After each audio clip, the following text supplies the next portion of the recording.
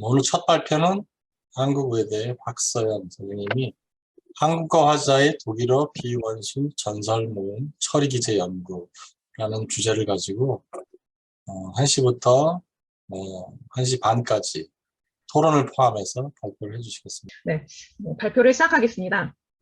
듣기는 의사소통을 위해서 중요한 역할을 하지만 독일어를 배우는 한국인 학습자는 듣기를 가장 어렵다고 생각합니다. 그래서 한국인들이 독일어 모음을 정확하게 지각하지 못하는 요인에 대해서 알아보고자 하였습니다. 특히 음소 중에 모음은 음성을 정확하게 전달하는 데 중요한 역할을 하기 때문에 모음에 좀 더 집중하였습니다. 네, 오늘 먼저 음운지각의 원리에 대해서 간단하게 살펴보고 독일어 모음과 한국어 모음을 대조 분석해 보겠습니다. 그리고 마지막으로 독일어 비원순 전설 모음에 대한 지각 실험의 결과에 대해서 이야기하고자 합니다. 네, 그럼 독일어 모음과 한국어 모음을 대조해 보겠습니다. 독일어와 한국어 모음의 조음적 특성으로 분류를 한 표인데요. 이 한 칸에 있는 모음은 같은 특성을 공유하기 때문에 유사한 모음이라고 볼 수 있습니다.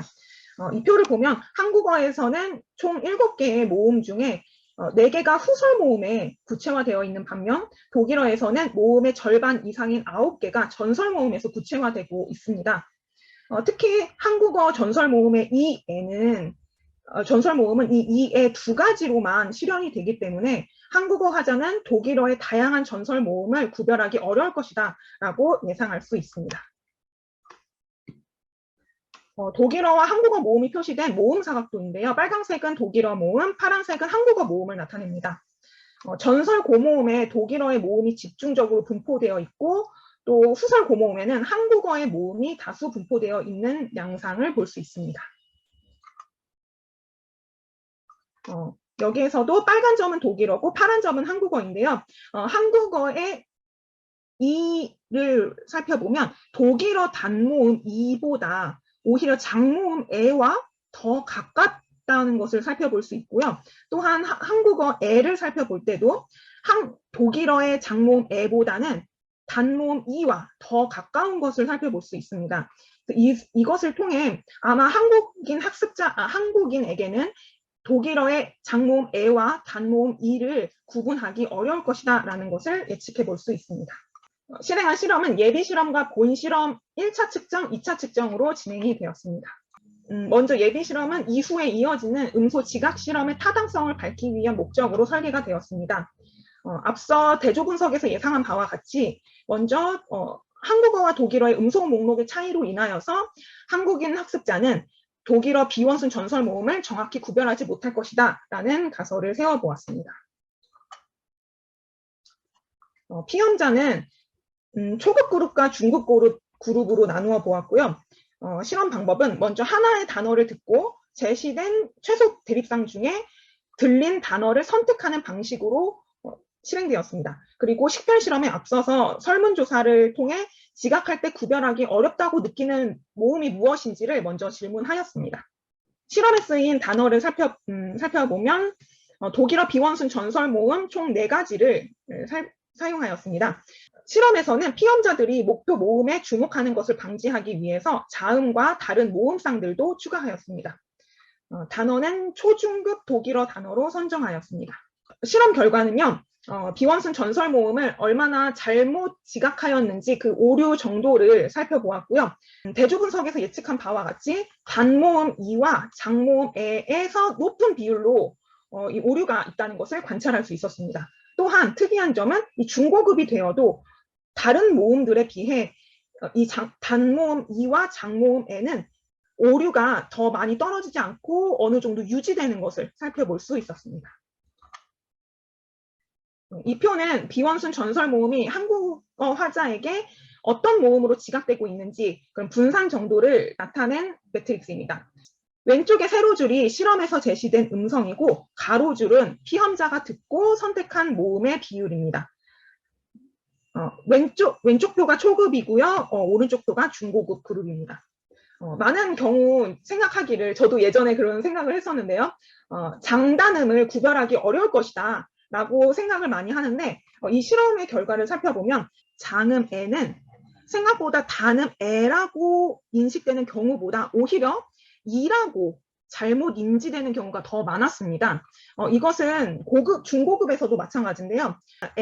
단모음 애라고 지각하는 것보다 오히려 이라고 들은 경우가 더 많았습니다.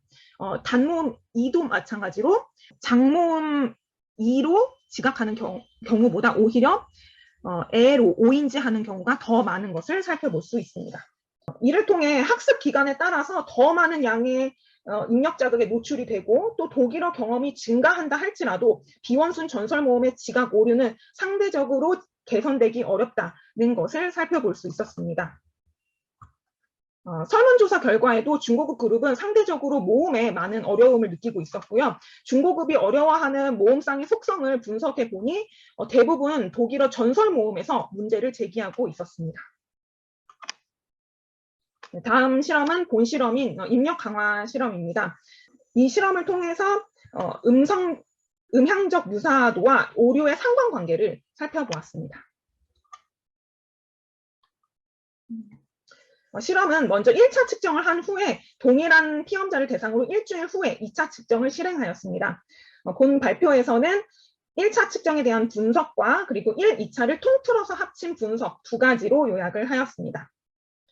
실험 방법은 AXB 구별 실험으로 실행을 하였는데요. 1초 간격으로 이어지는 3개의 독일어 단어를 듣고 두 번째 단어가 첫 번째 단어와 동일한지 세 번째 단어와 동일한지를 선택하도록 하였습니다.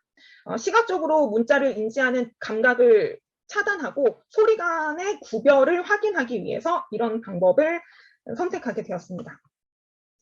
실험에서 나타난 오답은 두 개의 상이한 음소가 동일한 음소로 지각되고 있음을 의미하고 정답은 두 개의 상이한 음소를 두 개의 다른 음소로 구별할 수 있음을 나타냅니다.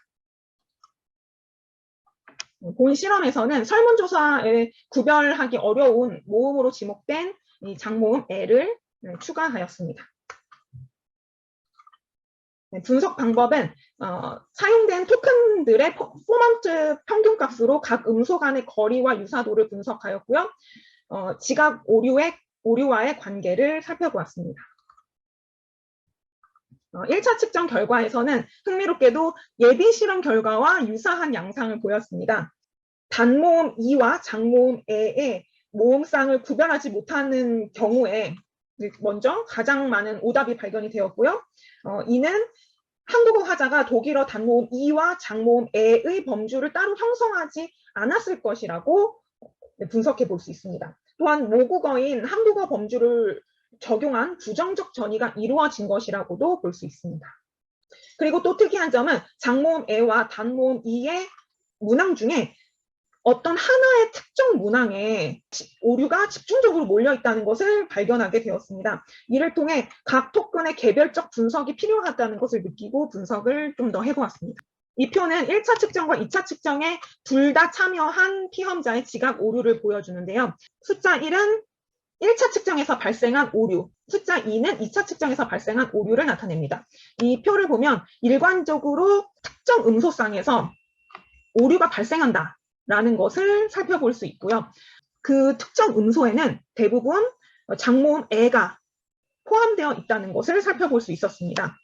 1차에서는 잘 구별했지만 2차에서만 유독 많은 오류가 나타난 것에는 개별적인 토큰 값에 영향이 있을 수 있겠다라고 생각이 되어서 개별 토큰 값의 유클리드 거리를 분석해 보았습니다.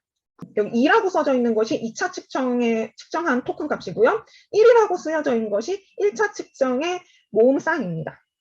두 모음쌍이 멀기 때문에 더 잘 구분할 것이다 라고 생각이 들지만 오히려 이 1차 측정했던 것보다 이 2차 측정한 모음쌍에서 구분을 더 못한, 그러니까 오류가 더 많이 발생하였습니다. 이는 한국어 모음이 지각적 자석 효과를 일으켜서 거리와 상충하는 그런 결과를 나타냈다고 볼 수 있습니다. 실험 결과를 좀 더 정리를 해보면 독일어와 한국어 모음을 대조 분석을 함으로써 학습자가 생성할 잠재적인 오류를 찾아낼 수 있었고요. 중고급 학습자와 초급 학습자의 그룹으로 나누어서 실험한 결과에서는 학습 경험이 증가함에도 비원순 전설 모음이 상대적으로 다른 모음보다 개선이 되지 않았다는 것, 그런 경향성을 살펴볼 수 있었습니다. 그리고 한국어 화자는 F2의 차이보다 F1의 차이를 더 잘 구별하는 그런 경향성을 살펴볼 수 있었고요. 특히 초급 한국어 화자에게는 독일어의 범주가 독립적으로 형성되지 않은 것이라고 살펴볼 수 있었습니다. 네. 이를 통해서 이렇게 알게 된 한국인 학습자의 독일어 음성지각 경향성이 외국어로서의 독일어 음성지각 교수 방안에 도움이 조금 되지 않을까라고 생각해 보았습니다. 네, 안녕하세요. 선생님 발표 먼저 너무 잘 들었습니다. 박사 선생님께서는 여러 인지 이론과 실험을 통해서 한국인 독일어 학습자들이 인지에 어려움을 겪는 그 독일어 모음들을 제시하고 그 원인을 논의해 주셨는데요. 특히 이런 모음들은 단순히 목표 언어에 노출시키는 그 학습량만으로는 충분히 습득이 되지 않기 때문에 이에 대한 교수법 연구가 필요하다는 그 지적은 저희 독일어 교수자들한테 중요한 논의거리를 던져준다고 생각합니다. 이 그림은 음성을 시각적으로 보여주는 스펙트로그램인데요. 먼저 가로는 시간적 정보, 그리고 세로는 주파수, 이 명암의 진하기 정도는 에너지의 집중도를 보여주게 됩니다. 그래서 세 가지의 정보를 담고 있고요. 왼쪽부터 아, 이, 우, 이거는 제 목소리를 녹음한 건데요.